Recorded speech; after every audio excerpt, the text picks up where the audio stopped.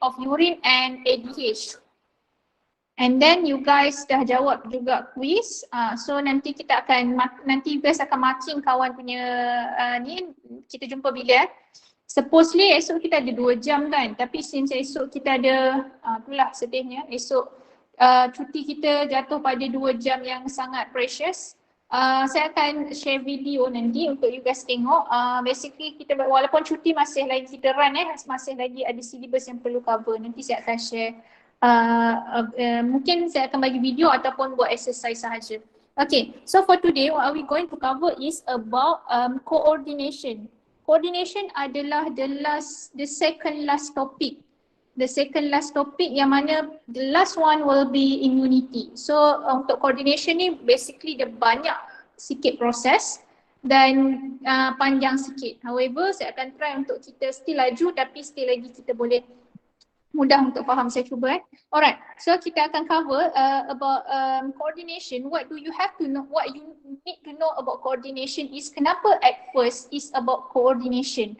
Why it is, okay, kita belajar antaranya adalah nervous system. What is the relationship between nervous system and the coordination? Ini yang selalu kita selalunya tak ada kaitan kan, title dengan content, apa kaitannya kat situ. Tapi sebenarnya kena adalah macam contoh, macam drama kan. Macam drama macam apa kaitannya pula kan dengan content cerita ataupun movie tu. So sebenarnya ada Okay, so kita tengok yang mana coordination ni kalau kita belajar masa dekat sekolah.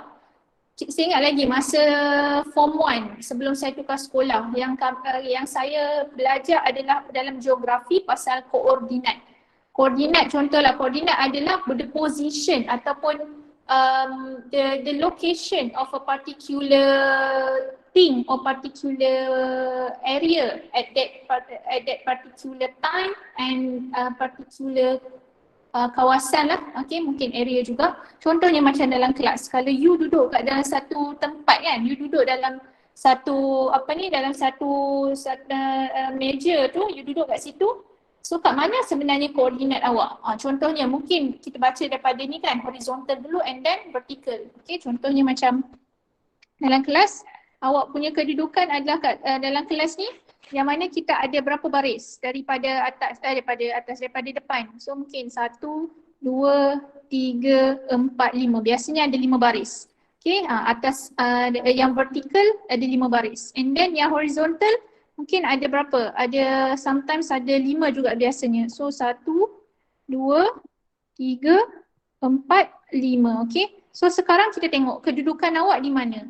Okay, kedudukan awak dalam kelas. Mungkinlah awak punya kedudukan adalah awak duduk depan. Okay. So kat sini ni adalah 1, 2, 3, 4, 5. So 1, 2, 3, 4, 5. So apa koordinat awak kat sini? Tolong bagi tahu saya apa koordinat awak. This is front. Ini adalah saya.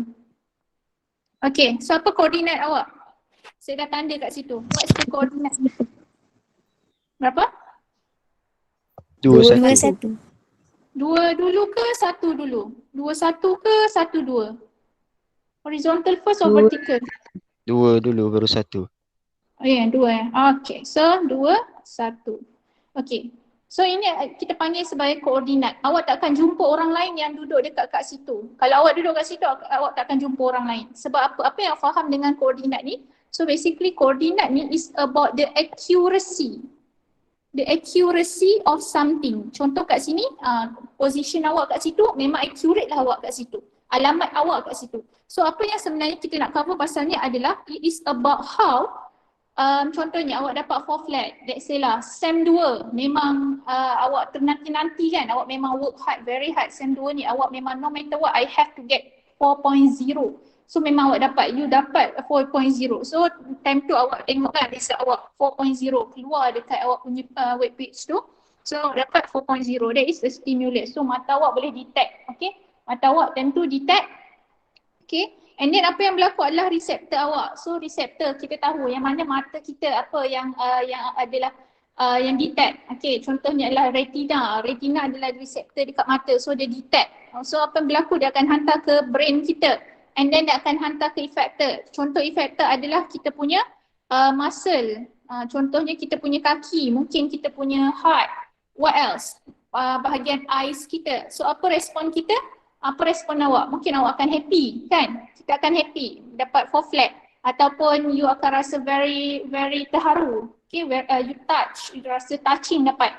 Okay, tapi nak kata kat situ that is coordination because the response produced is correct according to the stimulus. Itulah dia. Contohnya awak terpegang benda panas, apa yang awak akan buat? Tangan kita akan withdraw, akan tarik.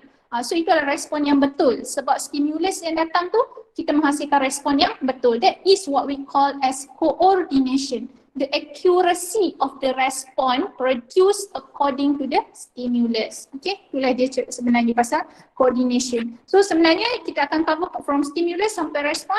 Okay, kita akan belajar komponen-komponen yang terlibat dalam dia. Okay, alright, so kita tengok nervous system. So nervous system is basically about the transformation of information within our body. For example kat sini information probably awak terpegang benda panas. So apa respon badan kita? So macam mana maklumat tu dihantar sampai kita boleh produce respon? Dia akan melibatkan nervous system. Nervous system memang sangat penting sebab itulah yang menyebabkan sama ada kita can do something correctly or not ataupun probably boleh correct tapi delay, ada delay kat situ. Itu pun problem juga Okay, and then kita tengok nervous system can be divided into two, central nervous system yang kiri and peripheral nervous system. So as we know, semua orang tahu central nervous system ni selalu saya tulis sebagai CNS kan. So it consists of two, our brain and spinal cord. Okay, apa beza pula brain dengan spinal cord? Spinal cord kita akan pakai semasa keadaan reflex. Okay, reflex yang meaning that you cannot think to produce the immediate response. Contohnya macam if you touch a hot kettle or the boiling pot, so apa kita akan buat? Kita akan immediately withdraw. So kat situ kita tak berfikir, kita tak sempat fikir. So kat situ kita akan pakai spinal cord. Tapi kalau kita contohlah awak jawab soalan PSPM. Okay, contohnya lagi saya tanya sekarang ni pukul berapa? Ataupun saya suruh awak fikir, okay, awak makan benda yang contoh samping. So awak kena fikir, awak rasa apa? Rasa masam sikit ke rasa apa tu semua adalah melibatkan brain. Anything that involve in thinking. Okay, kalau reflex, kalau spinal cord, dia melibatkan reflex. Okay. Okay, and then peripheral nervous system, what does it mean by peripheral? Anything that outside the central is peripheral. Itu je senang nak ingat. Okay, kalau tengah-tengah ada dua, spinal cord, brain is central and anything outside the central is peripheral nervous system. So peripheral nervous system can be divided into two, motor neuron and sensory neuron kat sini. So kita akan melibatkan neuron pula dah. Okay, kita akan melibatkan neuron. Neuron adalah cells ataupun nerve cell that involve in transmitting the information, in transmitting the impulse. Okay, so kita tengok kat sini first adalah motor neuron. So motor neuron dia kata dia adalah neuron yang hantar from central nervous system to the effector. So kat sini saya merahkan that is motor neuron. Okay, saya dah merahkan kat situ that is motor neuron which is from central nervous system to effector. Okay, and then sensory neuron yang kanan tu pula adalah okay, from mana? From sensory organ or from receptor to central nervous system. So kat sini sensory neuron is from the receptor to the central nervous system. Dia akan hantar maklumat. Okay, senang kalau saya ingat dulu masa saya sejak matrik lah, saya banyak recall apa yang saya belajar dulu, saya rasa apa yang retain, apa yang stay in my memory is basically apa formula awak buat sendiri. Macam saya ingat motor neuron adalah neuron tu naik motor untuk hantar daripada central nervous system ke effector. Daripada otak hantar ke otak, dia akan naik motor. Macam itulah, so dia adalah motor neuron.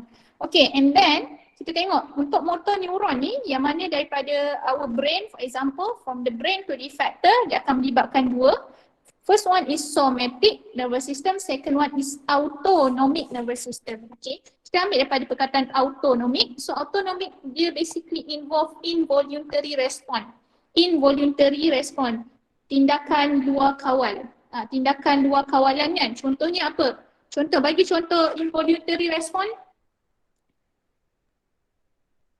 Breathing. Breathing, good. Lagi? Banyak ni, you guys dah cover selalu. Tak dengar? Peristalsis. Breathing. Oh, very good. Peristalsis lagi. Blinking. Ada yang saya rasa tadi awak jawab blinking. Ada lagi? Banyak sangat. Lagi? Contohnya heart beating. Heartbeat. Yes, heartbeat. Heartbeat tu pun salah satu autonomic nervous system So sebab dia melibatkan tindakan luar kawalan. Okay, and then somatic nervous system dia melibatkan tindakan terkawal lah. Contohnya kat sini eating. Okay, tak adanya awak termakan kan? Termakan. Bulan puasa ni awak termakan. Itu nak kata itu cerita lain lah. Tu awak tak sedar. Tu adalah nak kata subconscious memory. Tapi kalau dalam keadaan biasa-biasa ni memang tak disengaja lah awak makan tu. Memang kita purposely makan. And then walking, ni semua adalah voluntary movement, even talking, okay, itu semua. Okay, and then untuk autonomic nervous system kat sini, yang mana heartbeat, breathing, peristalsis, blinking ni semua, dia ada dua kategori, yang mana dia adalah sympathetic division and parasympathetic division. Untuk sympathetic, dia mudah je lah, fight or flight. Dia macam awak nak lawan ke awak nak larikan diri kan, fight or flight. And then parasympathetic dia adalah rest or digest, rest and digest. Kita akan rehat dan bertenang. Itu beza dia lah. Kalau sympathetic division ni basically apa effect dia? Dia akan menyebabkan kita punya heartbeat bertambah-tambah. Okay, kalau parasympathetic ni heartbeat kita akan slow down lah, akan relax. Okay, itu semua adalah under motor neuron Semua ni adalah under motor neuron. Okay, next kita tengok pula yang mana about neuron. Okay, kita dah cover yang lain tu, saya tak nak panjang sangat lah. Kita tengok terus kepada neuron.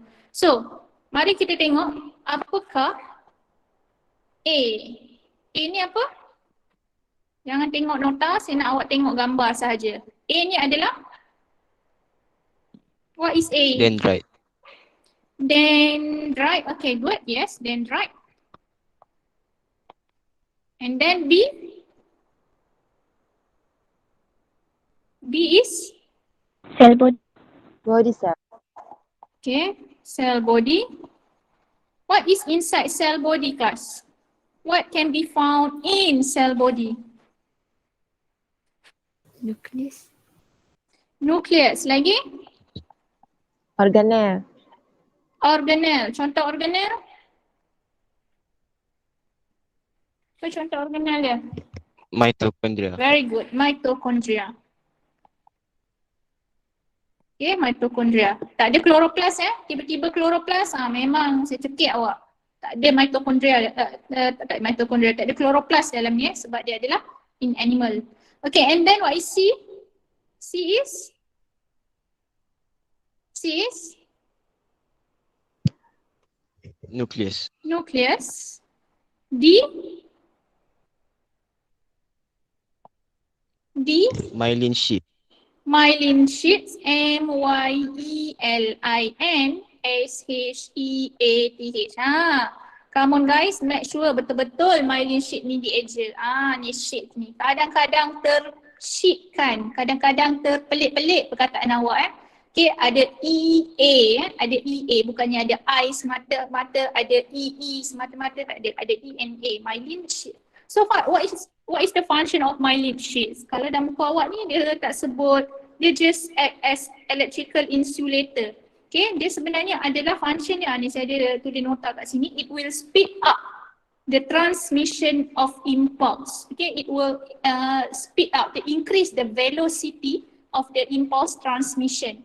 Okay, and then ada juga satu disease yang mana kita panggil sebagai multiple sclerosis. So basically multiple sclerosis is kita nak kata autoimmune system disease. Autoimmune system yang mana apa problem dia adalah sepatutnya immune cell kita protect kita. Tapi disebabkan autoimmune disease, our immune cell attack balik. Should be dia protect tapi kali ni dia attack. So apa yang dia attack untuk multiple sclerosis, dia akan attack myelin sheath. So apa yang berlaku adalah we know that the importance of myelin sheath to enhance the velocity or to speed up the transmission. However, Okay, yang mana efek dia akan degenerate. Okay, dia akan the immune cell will degenerate the myelin sheaths. So the impulse transmission will be very very slow. So apa efek dia adalah, okay, antara dia punya simptom kepada orang tu adalah, okay, dia ada loss vision, muscle weakness, dia mata dia boleh hilang, boleh buta, okay, ataupun very blur, ataupun lagi apa, muscle weakness. Okay, dia punya body tone dia macam jatuh sikit tau. Badan dia tak adalah tegak macam kita normal, tapi dia macam muscle dia jatuh sikit. Okay, and then loss coordination, ni adalah benda yang paling biasa berlaku, loss coordination. Ya, sebab apa? Inilah penting sebab dia dalam nervous system yang dia akan coordinate. Dia akan coordinate something yang berlaku kena betul. Contohnya adalah kalau kita nak turun tangga, sepatutnya kita tak boleh jatuh. Tapi kalau orang yang ada multiple sclerosis, dia mudah jatuh tangga. Sebab dia tahu yang patutnya dia kena pegang betul-betul, pemegang tepi tu, dan body dia tak boleh jatuh. Tapi thing is because of the body dia, loss coordination dia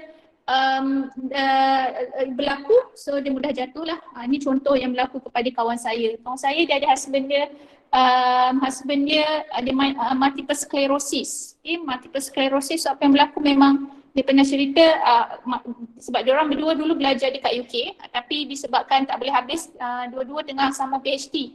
So tak boleh proceed sampai habis lah sebabkan disease husband dia, so both of them balik Malaysia.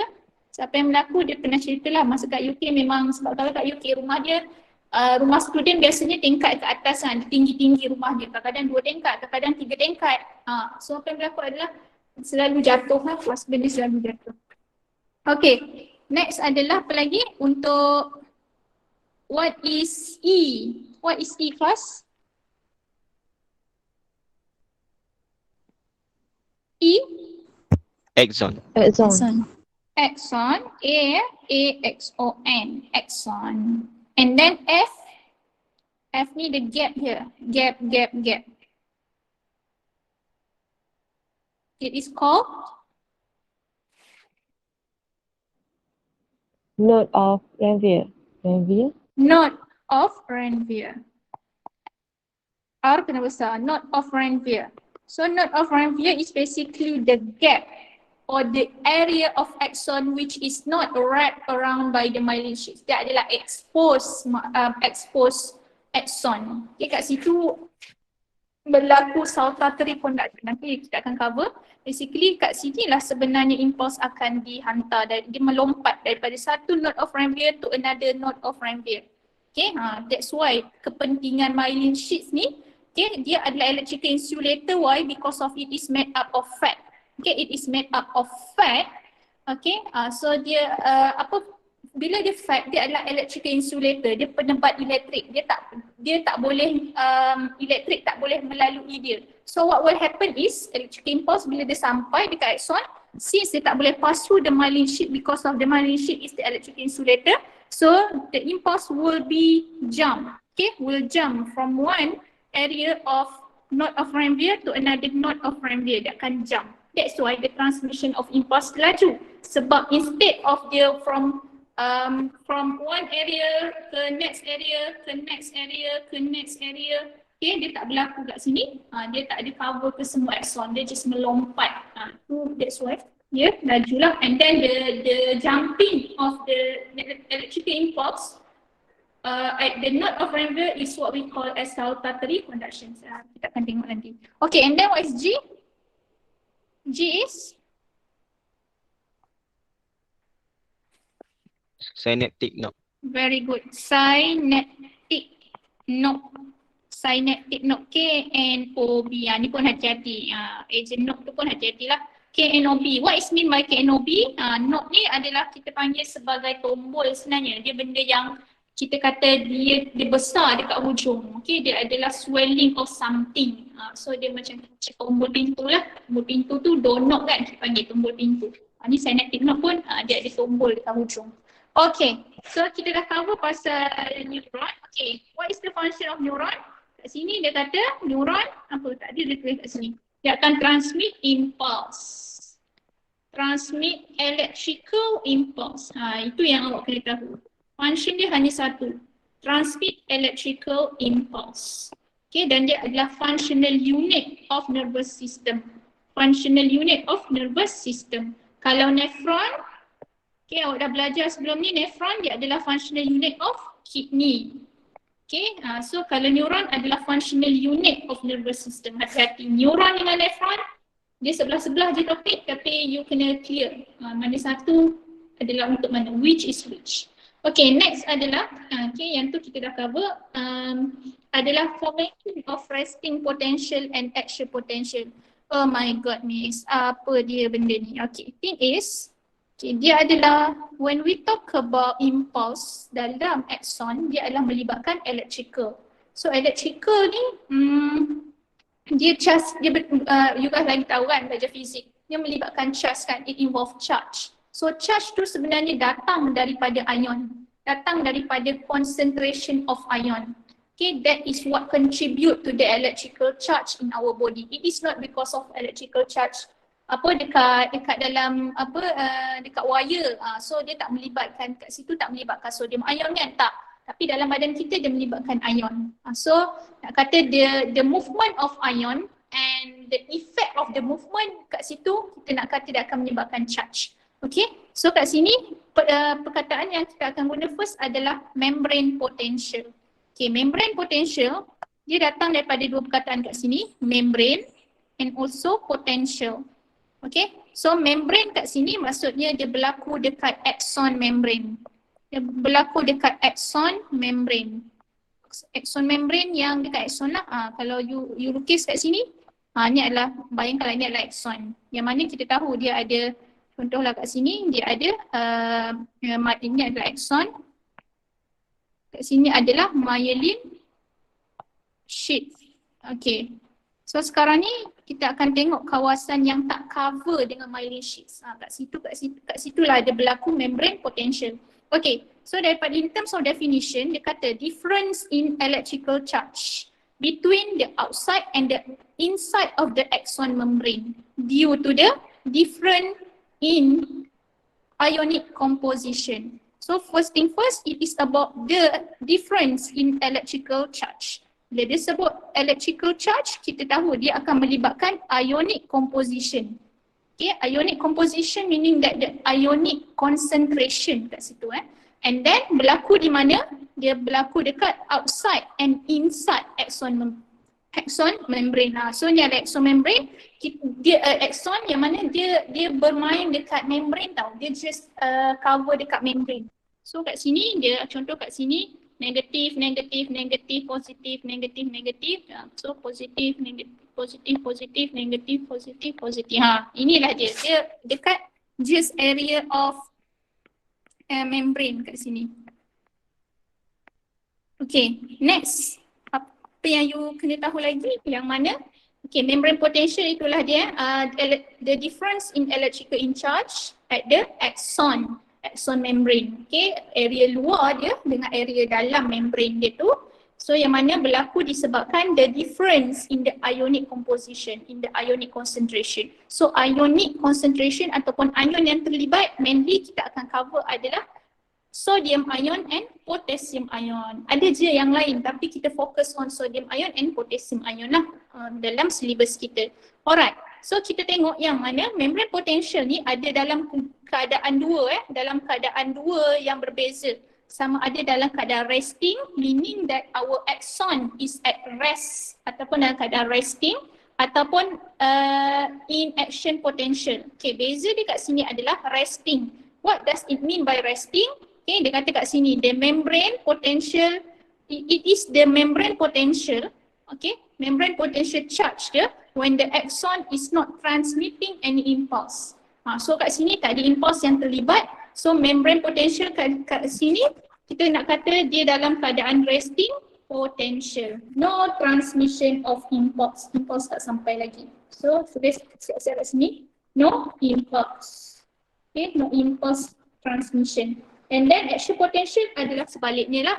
Okay, it is the membrane potential of the axon when transmitting impulse. Okay, charge dia pun akan berbeza. Okay, kalau kita tengok resting potential ni dalam buku awak ni dia kata dalam keadaan resting, dalam keadaan resting, dia kata yang mana inside is more negative while outside is more positive.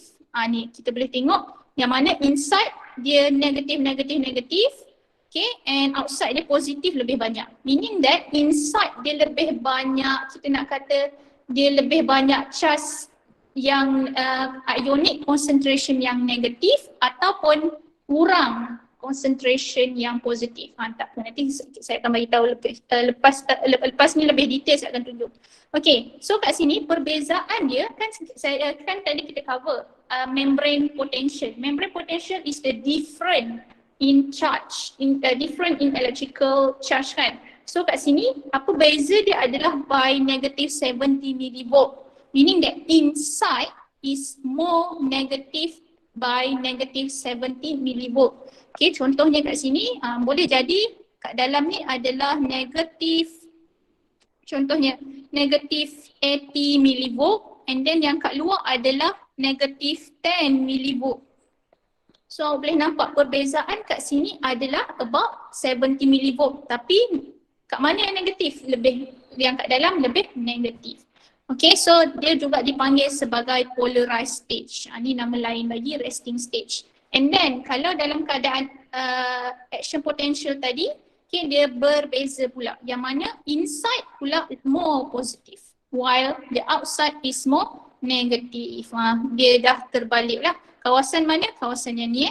Inilah dia kawasan yang berlaku action potential. So kat dalam ni lebih banyak positif. Kat luar lebih banyak yang negatif. Okay. Alright, so kita tengok pula the formation of resting potential. Oh my god, banyaknya perkataan kat sini. Okay, banyak kan? Tapi saya akan, kita tengok resting potential ni, dia cerita macam mana how the negative 70 millivolt is maintained. Okay, inilah sebenarnya macam mana negative 70 millivolt inside. Okay, kita tahu dalam is more negative. So macam mana dalam tu is maintained. Okay, dalam yang more negative tu is maintained. How? Okay, so ini yang kita akan cover is about the formation of resting potential. Macam mana keadaan axon ketika tiada impulse sampai. Okay, dia dalam keadaan resting. Okay, dalam keadaan rehat, there is no impulse transmission. So what will happen? What will happen is actually inside the axon is more negative. So we have to know how the more negative is maintained. Okay, so kat sini sebelum saya go semua ni, kita kena tengok dulu yang mana pasal pasal channel. Okay, kita tengok yang mana, apa yang menyebabkan perubahan di antara become from negative become positive or from positive become negative is because of the flow of the ion kan, tadi saya cakap because of the ion. So ion kat sini dia akan bergerak daripada dalam keluar atau daripada luar ke dalam axon. Okay, so macam mana dia boleh lalu? Okay, we know that ion dia tak boleh lalu through plasma membrane tau. Dia tak boleh lalu, dia akan lalu plasma membrane of axon, tetapi dia tak boleh lalu as easy as through bilayer here. Okay, dia tak boleh lalu phospholipid bilayer. Dia tak boleh lalu kat sini. Okay, dia perlukan special channel. Okay, special channel untuk pass through. So channel yang terlibat ni, okay, kita akan cover untuk bahagian ni nanti kita akan cover ada 5. Okay, ada 5 yang mana kita akan guna beberapa untuk resting potential. Saya harap you guys boleh follow. Okay, so yang pertama adalah yang mana ada dua kategori. Okay, pertama adalah voltage gated channel. Okay, voltage gated channel, ingat adalah channel. Channel tu tadilah yang mana dia adalah the protein. Okay, channel is basically a protein that helps the ion to pass through either into or either out, to keluar atau masuk lah. Okay, so kat sini dia kata voltage gated channel. Okay, saya buatkan VGC, voltage gated channel. Kita ada dua lah, voltage gated channel yang khas untuk sodium ion ataupun voltage gated yang khas untuk potassium ion. VG ni adalah voltage gated. Okay, Apa yang membezakan dia adalah this type of channel is voltage gated. Voltage gated meaning that, okay, gated maksudnya kita tahu dia macam gate kan, pintu pagar. So pintu pagar yang kita kat rumah kita ni hanya terbuka apabila awak masukkan kunci kan. So sama juga dengan ni, yang mana pintu pagar ni, the gate is only open in the in the presence of voltage. Okay, in the presence of voltage. Voltage kat sini saya akan katakan dia adalah dengan ada impuls. Bila impuls datang, barulah channel ni terbuka. Itulah awak kena tahu Voltage gated channel is the channel that will only open in the presence of impulse. Okay, datang impulse. Okay, so kat situ dia baru buka. However, yang kedua adalah non-voltage gated channel. Non-voltage gated channel. Meaning that the channel yang mana still lah dia ada gate juga, dia maksudnya dia boleh tutup buka, tetapi it doesn't involve voltage. Okay, dia tak depends on the voltage. So kita panggil sebagai non-voltage gated channel. So kat sini apa yang kita boleh consider dia adalah apa yang kita boleh consider dia akan sentiasa buka lah. Okay, dia tak perlukan stimulus. Okay, dia tak perlukan ni bukan impulse, ni ada stimulus sebenarnya. Okay, impulse ni yang akan terhasil. So apa yang menyebabkan dia terhasil impulse ni adalah stimulus. Okay, alright. So yang kedua adalah non-voltage gated channel, meaning that dia tak bergantung kepada stimulus. Dia tak perlukan inducer, dia akan sentiasa buka at all time. Okay. So dia terbahagi kepada dua, yang mana adalah saya kuningkan ni. Okay. 1, 2, 3, 4, 5. Dia ada 5 Okay. So yang sekarang ni adalah sodium ion channel and potassium ion channel. So sodium ion channel and potassium ion channel, dia adalah bipassive transport. Okay, meaning that the flow of the sodium ion and the flow of potassium ion is bipassive. Meaning that from high concentration to the low concentration. And then the last one is, okay, the flow of ion kat sini, okay, melalui gated channel. Okay, so channel kat sini adalah sodium potassium pump. Bila kita sebut pump, dia akan melibatkan active transport. Itu dia. Sebut dia perkataan pump, kalau you recall balik dalam chemiosmosis, okay, kita ada sebut perkataan pump kat situ. So the hydrogen ion is pumped back. So ada guna perkataan pump kat situ. So dia sebenarnya melibatkan active transport. Melibatkan active transport. So kat sini, kalau dia melibatkan active transport, dia akan sodium potassium pump. Okay, so bila dalam keadaan resting, saya ulang balik, dalam keadaan resting, voltage gated channel close. Voltage gated channel close. Yang dua ke atas ni close dalam keadaan rehat. Okay, apa yang buka? Yang tiga ni. Okay, yang tiga ni, sodium ion channel, okay, potassium ion channel, sodium potassium pump. Ini yang akan open. Okay, ini yang akan open. Alright, so kita akan fokus kepada tiga ni lah. Okay, tiga ni untuk penghasilan resting potential, for the generation of resting potential. Okay, saya undur balik kat sini. Alright, so kat sini dia kata, apa yang berlaku adalah when the neuron is not transmitting impulse. Okay, so dia kata kat mana the ion concentration inside neuron contain mostly potassium ion. Meaning that inside the neuron, K plus banyak, and outside the neuron, point kedua, dia banyak Na plus. Okay, concentration of sodium ion is higher. Okay, so macam mana kita nak contengkan dia? Okay, ni adalah contohnya axon. Okay, dia kata apa yang banyak kat luar dia banyak adalah sodium ion. Ikut saya, boleh conteng sekali nota awak tu. Sodium ion concentration kat luar axon dia tinggi, kat dalam K plus yang tinggi. K plus concentration yang tinggi. Okay, so itu adalah clue dia. Sebab daripada clue ni, kat mana tinggi, concentration yang mana tinggi, kat situlah kita nak guna sama ada dia akan move by passive transport or by active transport. Okay, whole benda tu kat situ Okay, and then kat sini dia kata this sodium potassium gradient are maintained, okay, first dia maintained by sodium potassium pump. Sodium potassium pump, try recall, dia adalah by active transport. Okay, by active transport. So apa dia akan buat adalah dia akan pump Na plus keluar sebanyak 3 molekul dan 2K plus akan masuk menggunakan sodium potassium pump. Sodium potassium pump. Tadi saya bawa NaK. Sebenarnya NaK tu simbol dia. Nak tulis penuh-penuh adalah sodium potassium pump.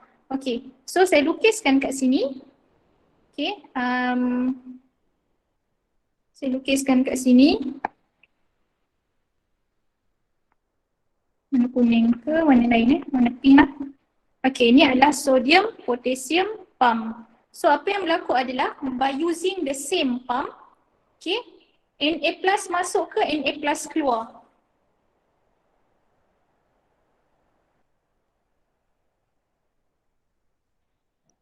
Keluar. Na plus keluar. Okay. Na plus akan transported out by active. Sebab apa? Kita nak dia daripada low concentration to high concentration sebab dia lah active transport. So 3 Na plus keluar and berapa yang akan masuk? How many molecule of K plus into flow into the axon? How many? 2 molekul. 2 molekul. 2 molecule of K plus. Okay. Next, sekarang ni adalah kita nak tengok pula dia kata seterusnya. However, both Na plus and K plus can diffuse out through plasma membrane, follow the concentration gradient through their passive ion channel. So ni adalah non-voltage gated channel. Yang tadi itulah yang mana yang open tadi, satu adalah by passive, satu by active. So sekarang ni by passive ni dia ada yang mana dia ada ion, dia ada apa panggil? Dia ada channel dia sendiri. Okay, dia ada channel sendiri. So satu ni adalah kita tengok dia akan masuk dan dia akan keluar. Okay, so apa yang akan masuk kalau by passive? By passive, siapa yang akan masuk? Sodium ion atau potassium ion?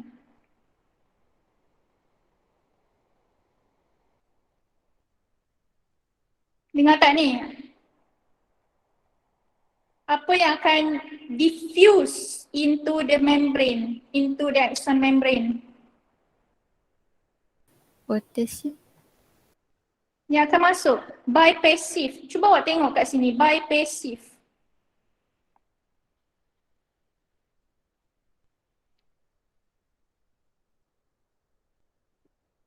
Apa dia? Yang akan masuk how many? Apa dia? Bukan how many. Apa dia? Na plus. Tak dengar saya cakap ya. Na plus yang akan diffuse. Ingat ya, bila saya sebut diffuse dia adalah passive concentration. Passive maksudnya high concentration to low concentration. So pada luar ke dalam. Tapi kalau untuk K plus pula dia akan melalui K plus channel, K plus ion channel, K plus ion channel, K plus ion channel, K ion potassium ion channel lah. So kali ni dia akan diffuse out sebab dia adalah diffusion daripada high concentration ke low concentration. So K plus banyak kat mana? Banyak kat dalam. So K plus yang akan diffuse out. Okay. Satu lagi adalah, okay, so itu adalah yang kedua. So yang tadi adalah by pump, yang kedua adalah by passive kan, by passive ion channel. Thing is sekarang ni adalah point yang nombor 2 saya buat ni, axon membrane is highly permeable to K plus ion because of there are many open potassium channel. There are many open potassium channel compared to sodium channel. So kat sini awak boleh lukiskan macam saya. Saya buat Na plus ni 1, K plus ni 2. Saya buat 3 Saya buat 3, tak nak buat 4. Okay, kenapa saya buat 4 kat sini? Sebab saya nak tunjukkan yang mana the membrane of axon is highly permeable to K plus. Okay, banyak K plus ion channel yang buka, so banyak K plus yang diffuse out. So what will happen? Awak boleh nampak, what will happen is apabila banyak positive ion yang diffuse out, the inside become more negative. Okay, the inside become more negative. That is one of the reason why we can maintain negative 70 millivolts. Okay, the can maintain the negativity of the inside axon. Okay, alright. Then apa yang berlaku adalah sebab banyak K plus yang keluar, so the inside become more negative. Okay, then reason yang seterusnya adalah the presence, point last the presence of large anion. Okay, large anion maksudnya kat sini dia adalah bercharge negatif. Okay, dia adalah substance that is negatively charged. For example, protein, sulfate, phosphate, semua ni ada di dalam axon yang mana they are too large to diffuse out. Okay, dia terlalu besar dalam ion dalam axon ni, so what will happen, they stay inside the axon, so they contribute to the negativity of the inside. Okay, inside axon. So kalau awak boleh nampak kat sini ada 3 reason yang menyebabkan, there are 3 reason. Ni saya akan tanya dalam kelas nanti what are the 3 reasons or what are the 3 factors that contribute to the resting potential? How the inside axon can be maintained its negativity. Pertama adalah, saya ulang balik Pertama adalah sodium potassium pump. Yang kedua adalah dia ada passive ion channel yang mana K plus ion channel is more compared to sodium ion channel. Okay, and then yang ketiga adalah kita ada anions. Kita ada anions di dalam axon yang mana size dia adalah besar, so they stay inside, they cannot be diffused out. Okay, ni adalah reason yang ketiga. Kalau soalan tanya, you have to be able to answer. Okay, sebenarnya inilah conclusion dia. Apa yang kita cover pada hari ini, yang pasal resting potential, inilah dia. Okay, inilah dia punya conclusion. And there are 3 reasons or factors how the inside axon more negative. Okay, so itu sahaja yang saya akan cover pada hari ini. Yang seterusnya kita akan cover pasal action potential. Action potential, okay. Macam mana, what happen to the axon membrane during impulse transmission. Kalau tadi impulse tak ada kan? Impulse tak ada. So apa yang berlaku adalah non-voltage. Okay, apa yang berlaku? Non-voltage gated channel yang open. Okay, so itu yang menyebabkan, yang membantu the inside is more negative compared to outside. Okay, so itu sahaja. Ada soalan? Tak ada? Okay, saya nak, kalau tak ada soalan saya nak you buat 2 benda. Pertama adalah saya nak you lukiskan yang ni, yang saya buat ni. You draw by your own so that you know what are the 3 factors and how is the drawing looks like during resting potential. This is the first. Saya nak awak draw by your own. And then yang kedua adalah, take note ini awak boleh buat juga. Kalau you nak buat sendiri, tak nak buat pun tak apa, tapi you have to know. And then yang kedua adalah saya nak you draw graph ni on a paper, on A4 paper, on an A4 paper. Satu A4 paper yang tu buat penuh-penuh this type of graph Ini adalah action potential graph. Ingat So ada 2 yang awak kena buat. Next saya jumpa, make sure dah ada atas meja Okay, so thank you everyone. Thank you, Miss. Okay. Thank you, Miss. Thank you, Miss. Alright. Miss.